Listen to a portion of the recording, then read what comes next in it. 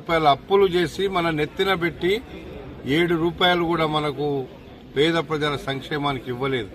అందుకే ఈరోజు మేము చేస్తున్నటువంటి పనులకు వాళ్ళు చేసినటువంటి పనికి భూమికి ఆకాశానికి ఉన్నంత తేడా పనిచేస్తున్నాం.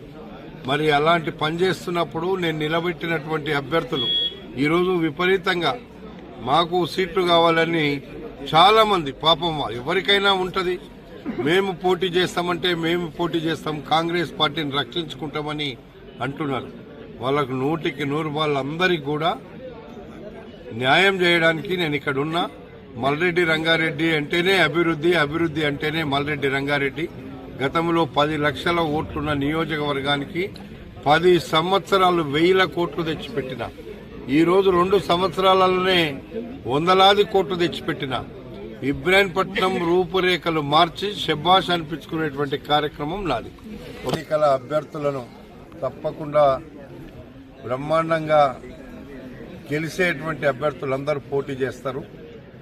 రేపు ఇబ్రాహీంపట్నం మున్సిపాలిటీ మీద కాంగ్రెస్ పార్టీ జెండా ఎగరవేస్తాం. నేను చేస్తున్నటువంటి అభివృద్ధి పనులను పరిశీలిస్తారు. రేపు గెలిచిన వాళ్ళు దగ్గరుండి పని చేపించుకుంటారు.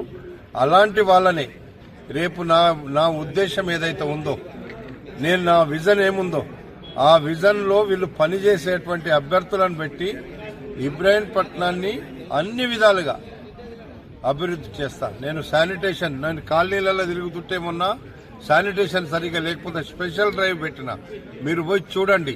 నాకు ప్రతిరోజు ఇవాళ ఏముంది రేపు ఏం చేసిండ్రో నాకే రోజు ఏ రోజుకి ఆ రోజు వస్తుంటే కనీసం ఇప్పుడన్నా చేస్తున్నారు అనేటువంటిది నాకు కూడా మంచి ఫీల్ ఉంటుంటది. అందుకే నేను ఎప్పుడే గాని పేద ప్రజలకు అండగా ఉంటా, రైతాంగానికి అండగా ఉంటా, కుల వృత్తుల వారికి అండగా ఉంటా, పేదవాళ్ళకి అండగా ఉంటా. నా లక్ష్యం పేదవాళ్లతోని వాళ్ళ కష్టాలలో పాలు పంచుకోవాలనేది నా లక్ష్యం.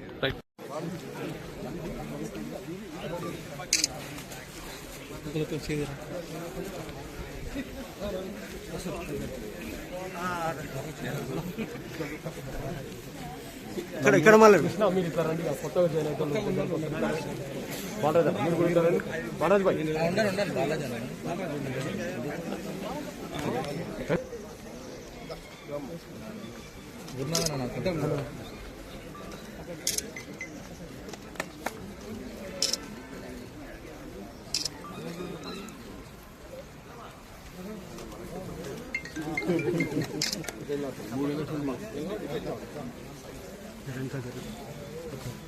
వెనుకో అని అన్న వెనుక అన్న మనం పక్కన